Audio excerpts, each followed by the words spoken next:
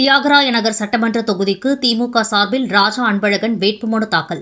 சென்னை தியாகராய நகர் சட்டமன்ற தொகுதிக்கு போட்டியிடும் திமுக வேட்பாளர் ராஜா அன்பழகன் 4/4/2026 கோடம்பாக்கம் தேர்தல் அலுவலர் அலுவலகத்தில் வேட்புமனு தாக்கல் செய்தார். பின்னர் செய்தியாளர்களை சந்தித்து பேசிய தியாகராய நகர் சட்டமன்ற தொகுதி வேட்பாளர் ராஜா அன்பழகன், வருகின்ற சட்டமன்ற தேர்தலில் பல ஆயிரம் வாக்கு வித்தியாசத்தில் தியாகராய நகர் சட்டமன்ற தொகுதியில் திமுக மகத்தான வெற்றி பெறும். நடிப்பு எது, உண்மை எது, மக்களுக்கு யார் பல நல்ல திட்டங்கள் செய்துள்ளார்கள் என்பது மக்களுக்கு தெரியும். அந்த அடிப்படையில் திமுக வருகின்ற சட்டமன்ற தேர்தலில் மகத்தான வெற்றி பெறும் என தெரிவித்தார். தமிழ்நாடு முதலமைச்சர் அவர்களாலும் கழக இளந்தலைவர் இளைஞரின் பாதுகாவலர் அண்ணன் உதயநிதி ஸ்டாலின் அவர்களால் இன்று தியாகராய சட்டமன்ற உறுப்பினராக கழகத்தின் சார்பில் தியாகராய தொகுதியில் வேட்புமனு தாக்கல் செய்தேன். பிரச்சாரத்தை 2 நாட்கள் முன்பாகவே தொடங்கிவிட்டேன்.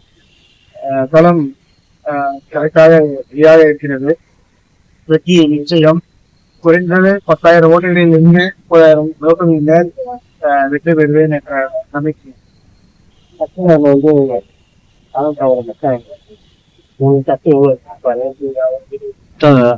தாவங்காவை பொறுத்த வரைக்கும் நியூ மோட்டார்ஸ் அதெல்லாம் சொல்லிட்டு இருக்கீங்க. பட் ஆனா சிட்டில பாத்தீங்கன்னா எல்லாமே எஜுகேட்டடு, எல்லாருமே இன்ஸ்டா, பேஸ்புக் எல்லாருமே லைவா இருக்கிறாங்க. அவங்களுக்கு கிளீனா தெரியும் யார் நடிக்கிறாங்க, யாரு உண்மையாலுமே மக்களுக்காக பாடுபடுறாங்க, யார் இன்னைக்கு நகர்த்த ஒரு தமிழக முதல்வராக பெற்றுக் கொண்டிருக்கிறார்கள்.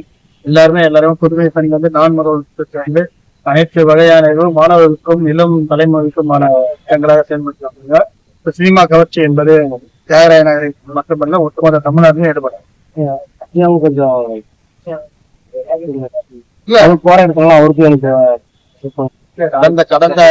கடந்த நாடாளுமன்ற தேர்தலில் 40,000 ஓட்டுகள் பாஜக வாங்கியிருக்கிறது.